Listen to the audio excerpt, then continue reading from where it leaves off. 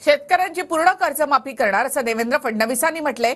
शेतकऱ्यांचा सातबारा कोरा करणार असं फडणवीसांनी म्हटलेलं आहे। करता आपण जे आम्ही बोललोय, जे आम्ही निवडणुकीला वचननाम्यामध्ये जे मुद्दे आम्ही आणि जी आश्वासनं दिलेली आहेत ते आम्ही टप्प्याटप्प्याने पुढे पार पाडणार। शेतकरी मित्रांसाठी अत्यंत महत्त्वाची बातमी, खुशखबर आहे। ज्या शेतकऱ्यांनी कर्ज काढलं असेल अशा शेतकऱ्यांसाठी आनंदाची बातमी राज्य सरकारकडून देण्यात आली। जी कर्जमाफीची तारीख आहे ती आता पूर्णपणे फिक्स करण्यात आली आहे। सर्वात पहिलं कोणत्या जिल्ह्यात कर्जमाफी केली जाणार त्या जिल्ह्याची यादी आपण या ठिकाणी बघणार आहोत आणि कोणत्या जिल्ह्यात किती शेतकऱ्यांना लाभ दिला जाईल। कर्जमाफीचा जो मुद्दा आहे तो आता मोठ्या प्रमाणात पेटलेला आहे। त्यामुळे जो कर्जमाफीचा निर्णय आहे तो आता राज्य सरकारला घेणं भाग पडलं।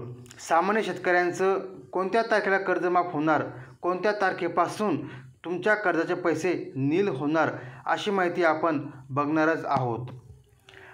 आपण बँकेकडून घेतलेले जे कर्ज आहे ते माफ होण्यासाठी शेतकऱ्याला एक काम करायचं आहे, ते म्हणजे ज्या बँककडून तुम्ही कर्ज घेतलं असेल ते कर्ज रेव्हेन्यू करायचं नाही। थकबाकीचे पैसे अजिबात बँकांना भरायचे नाहीत।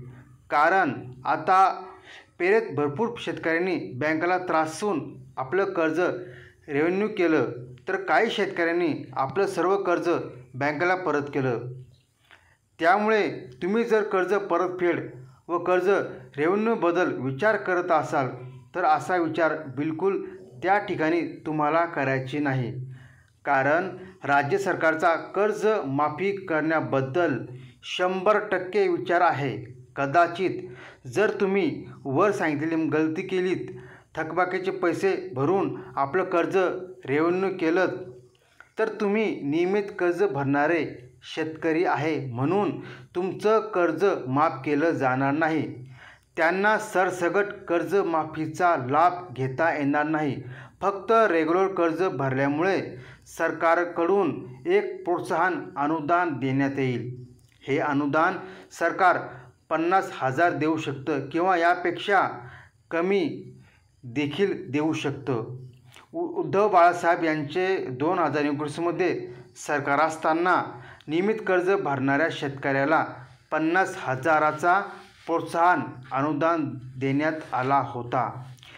त्याचप्रमाणे 2025मध्ये देखील नियमित कर्ज भरणाऱ्या शेतकऱ्याला महायुती सरकार 50,000चं प्रोत्साहन अनुदान देईल अशी शक्यता आपण सरकारकडे ठेवू शकतो।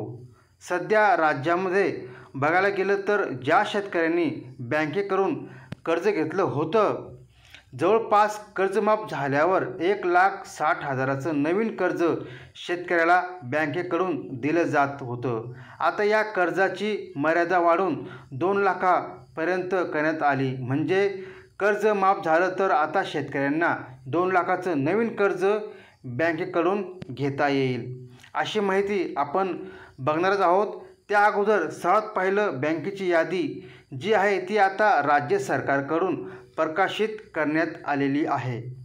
यादीमध्ये असलेल्या बँकेचे सर्वात पहिलं कर्ज माफ केलं जाईल, तर ती यादी या ठिकाणी आपण बघणार आहोत। तर बघा, यादीमध्ये पहिली जी बँक आहे ती आहे जिल्हा मध्यवर्ती सहकारी बँक।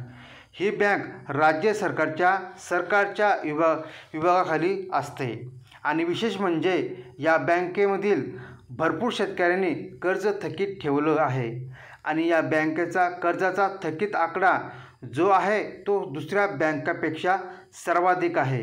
या बँकेचं सर्वात अगोदर कर्ज माफ केलं जाणार आहे।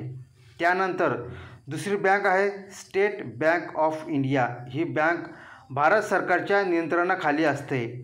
विशेष म्हणजे ही बँक भारतातील सर्वात मोठी सार्वजनिक बँक आहे। त्यानंतर तिसरी बँक आहे बँक ऑफ बडोदा। ही एक राष्ट्रीयकृत बँक आहे। या बँकेचा सरकारकडे 60%पेक्षा अधिक हिस्सा आहे। ही जी बँक आहे ही भारतातील दुसऱ्या क्रमांकावर सर्वात मोठी सार्वजनिक बँक आहे। पहिल्या क्रमांकावर सर्वात मोठी सार्वजनिक बँक स्टेट ऑफ इंडिया आहे आणि दुसऱ्या क्रमांकावर सर्वात मोठी सार्वजनिक बँक बँक ऑफ बडोदा अशा मोठ्या 2 बँक आहेत. या बँकेत शेतकऱ्याचं खातं असेल आणि त्यांनी कर्ज उचललं असेल तर त्याच कर्ज सर्वात अगोदर माफ केलं जाणार आहे. Bank of Punjab and Sind bank या बँकमध्ये कर्ज काढलं असेल तर ते देखील माफ होणार. आणि विशेष म्हणजे या बँकमध्ये कर्ज काढलेल्या शेतकऱ्यांसाठी खुशखबर म्हणजे ही अशा एक बँक आहे त्याचा 100% भारत सरकारकडे पूर्ण मालकी हक्क आहे. त्यानंतर 5वी बँक आहे बँक ऑफ महाराष्ट्र. ही एक महाराष्ट्रीयकृत बँक आहे आणि ही सुद्धा भारत सरकारच्या मालकी हक्काची आहे. सर्वात महत्त्वाचं या बँकेचे वैशिष्ट्य म्हणजे या बँकेच्या सर्वाधिक शाखा ग्रामीण भागात आहे. त्यामुळे जे ग्रामीण भागातील नागरिक आहेत त्यांनी या बँकेकडून सर्वाधिक कर्ज काढलं आहे आणि ते कर्ज आता थकीत ठेवलं आहे. तर या बँकेचं देखील कर्ज माफ होणार. त्यानंतर 6वी बँक आहे युनियन बँक ऑफ इंडिया. ही देखील एक राष्ट्रीयकृत बँक आहे. या बँकेचे देखील कर्ज माफ केलं जाणार आहे. त्यानंतर 7वी बँक आहे पंजाब नॅशनल बँक. या बँकेचं मुख्यालय जे आहे ते नवी दिल्ली येथे आहे. त्यानंतर 8वी बँक आहे बँक ऑफ इंडिया. या सांगण्यात आलेल्या बँकेचे कर्ज माफ केलं जाणार आहे. त्यानंतर बघा काही मोजक्या प्रायव्हेट बँक आहेत. यामध्ये देखील शेतकऱ्यांनी घेतलेले कर्ज माफ होणार आहे. या ठिकाणी बघा काही प्रायव्हेट बँका आहेत ज्यांची कर्जमाफी केली जाणार आहे. तर सविस्तर माहिती तुम्हाला या व्हिडिओमध्ये भेटलेली आहे. अशाच माहितीसाठी आपल्या चॅनलला सबस्क्राईब करून ठेवा.